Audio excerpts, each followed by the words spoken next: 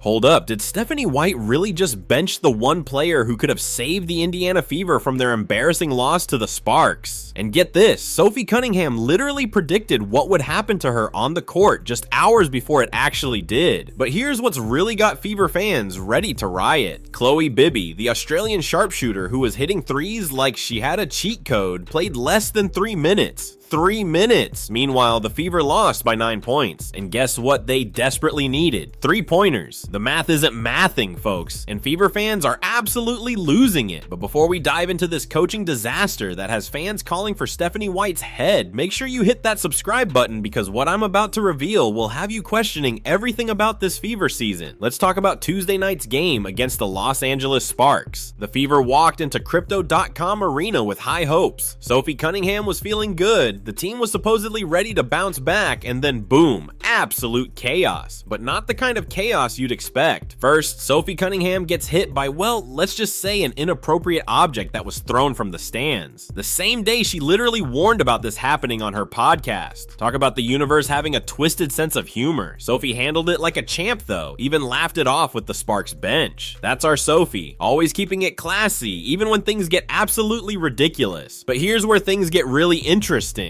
While everyone was talking about that bizarre incident, the real scandal was happening on the Fever bench. Chloe Bibby, remember her name because it's important, sat there watching as the team desperately needed 3-point shooting. This is the same player who became the first Fever player since Katie Douglas in 2008 to hit multiple threes in each of her first 3 games with the team. Let that sink in. The first player in 17 years to accomplish that feat, and Stephanie White has her glued to the bench like she's in timeout. Now, I did some digging, and what I found will blow your mind. When Chloe Bibby first joined the Fever on that 7-day contract back in July, she was averaging 9 points per game while shooting 50% from 3-point range. 50%. That's not just good, that's elite level shooting. In her debut against Chicago, she scored 8 points in 11 minutes. Against Phoenix, 10 points in 13 minutes. She was literally on fire every time she touched the court, so naturally Stephanie White decided to not play her. Make it make sense. The Fever ended up losing 100-91, and here's the kicker. Kelsey Mitchell had an incredible game, dropped 34 points, was 7 for 12 from 3. But imagine if she had help. Imagine if there was another shooter on the court to space the floor. Oh wait, there was. She was just sitting on the bench watching the game slip away. Let me paint you a picture of what happened in that fourth quarter. The Fever are down, they need scoring, they need someone who can stretch the defense. Sophie Cunningham is out there doing her best. She finished with 8 points and hit 2 threes. But where's the backup? Where's the depth? Lexi Hull went scoreless. And yet Chloe Bibby, proven 3-point specialist, gets less playing time than it takes to microwave popcorn. The fan reaction has been absolutely brutal, and honestly, can you blame them? One fan tweeted, and I quote, "Stephanie White thought leaving a 50% 3-point shooter on the bench while we're down by 9 was good coaching. Fire her immediately."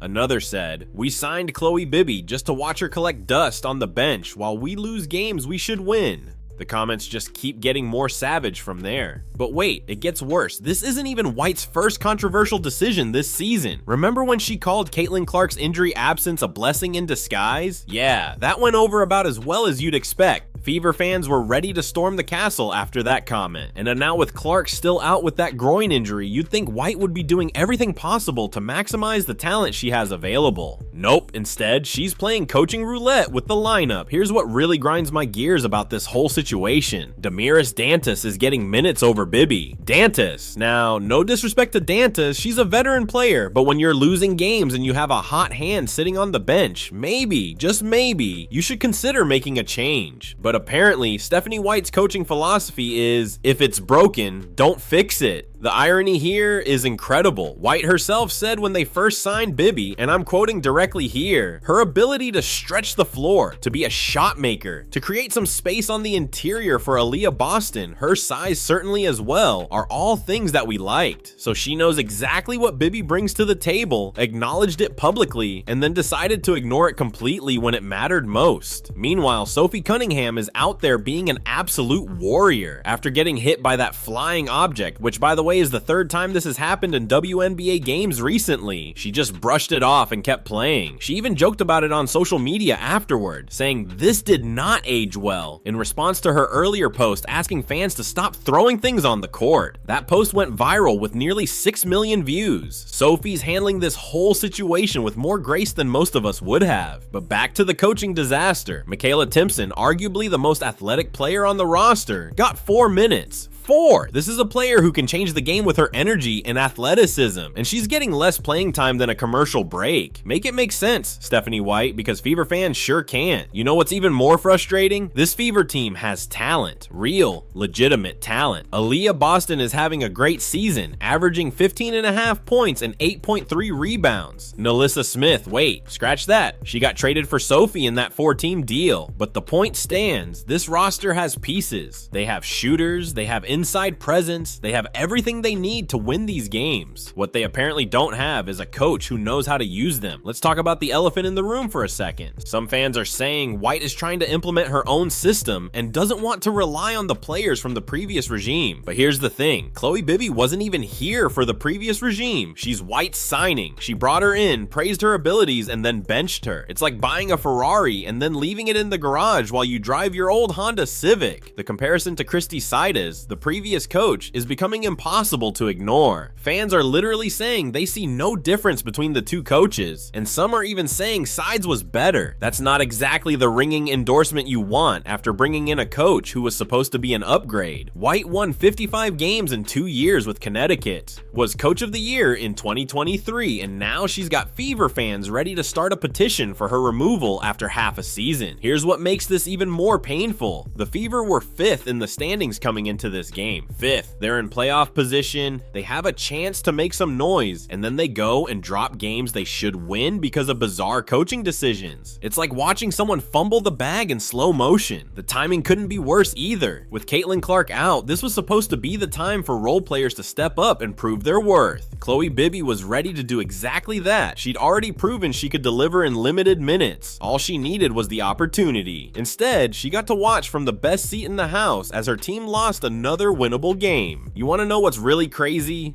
After the game, Stephanie White was asked about the rotation decisions, and she basically deflected. No real explanation for why Bibby didn't play. No justification for the minutes distribution, just coach speak and moving on to the next game. Meanwhile, Fever fans are on social media absolutely destroying her. One comment with over 1,000 likes said, "Stephanie White makes women coaches look bad. Zero basketball awareness." Ouch, but let's give credit where it's due. Sophie Cunningham has been incredible through all of this chaos. Not only is she dealing with the absolute circus that WNBA games have become, with objects being thrown on courts, but she's also trying to be a leader for this team while everything seems to be falling apart around her. Her social media following has exploded too. She gained 700,000 followers on TikTok in 3 days after that incident with Connecticut, where she stood up for Caitlin. She's become the enforcer, the protector, and honestly, the heart of this team. The Sophie situation is actually pretty wild when you think about it. She goes on her podcast, talks about how ridiculous it would be if someone got hit by one of these objects being thrown, and then literally hours later, it happens to her. You can't make this stuff up, but instead of letting it become a distraction, she turned it into a viral moment, gained millions of views, and probably secured herself some serious endorsement deals in the process. That's how you turn lemons into lemonade, folks. Now let's talk about what this means for the Fever moving forward. They've got 4 games coming up that are absolutely crucial for their playoff positioning. If they keep making these same coaching mistakes, if they keep leaving their best shooters on the bench while they desperately need scoring, they're going to find themselves on the outside looking in when playoff time comes around. Comment below and tell me, should the Fever actually consider making a coaching change? Because at this point, the fan base seems ready for it. Like this video if you think Chloe Bibby deserves more minutes, because the analytics sure say she does. The really frustrating part is that this team has shown flashes of brilliance. When they're clicking, when everyone's healthy and the rotations make sense, they can compete with anybody. But these coaching decisions are literally costing them games. It's not even about complex strategic adjustments. It's about basic common sense. Team needs 3-pointers, you have a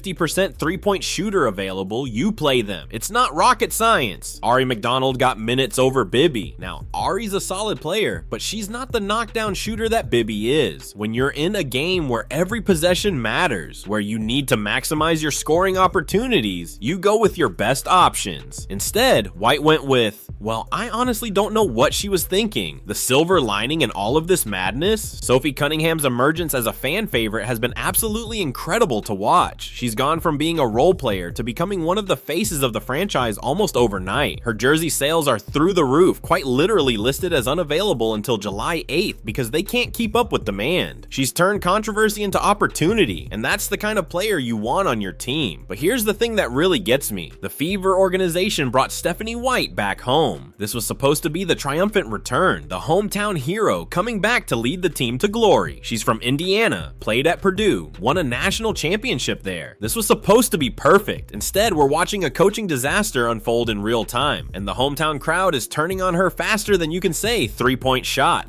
You know what the saddest part is? Chloe Bibby is probably wondering what she did wrong. Here's a player who came in, immediately contributed, showed she could be a valuable piece, and then got benched for no apparent reason. She's been professional about it, hasn't complained publicly, but you know she's got to be frustrated. Any competitor would be. The contrast between how Sophie Cunningham has been handled versus how Chloe Bibby has been handled is stark. Sophie's been given the green light to be herself, to be physical, to be the enforcer, and she's thriving. Bibby showed she could thrive too, but she's not even being given the chance. It's coaching malpractice, plain and simple. Looking ahead, something's got to give. Either Stephanie White figures out her rotations and starts playing the players who can actually help the team win, or the losses are going to keep piling up and the fan pressure is going to become unbearable. We're already seeing calls for her job after less than a season. That's not sustainable. The Fever have too much talent to be losing games like this. They've got one of the most exciting young cores in the league. When Caitlin Clark comes back, if she's surrounded by the right pieces, including shooters like Chloe Bibby who can space the floor, this team could be dangerous. But that's a big if at this point. Here's my prediction. If White doesn't start playing Bibby significant minutes in the next few games, the fan backlash is going to reach a boiling point. We're already seeing jersey burnings and boycott threats on social media, and it's only going to get worse if the team keeps losing winnable games. The bottom line is this: the Indiana Fever have a coaching problem, and it's costing them games. Stephanie White needs to swallow her pride, admit her rotation decisions haven't been working, and give players like Chloe Bibby the minutes they deserve. Otherwise, this season is going to spiral out of control, and all that talent is going to be wasted. Subscribe if you haven't already, because I'll be covering every moment of this drama as it unfolds. The Fever's next game is going to be must-watch television, not just for the basketball, but to see if White finally makes the adjustments everyone knows she needs to make. Will Chloe Bibby finally get her chance? Will Sophie Cunningham have to deal with more chaos? And most importantly, can this team figure it out before it's too late? We're about to find out, and you won't want to miss it.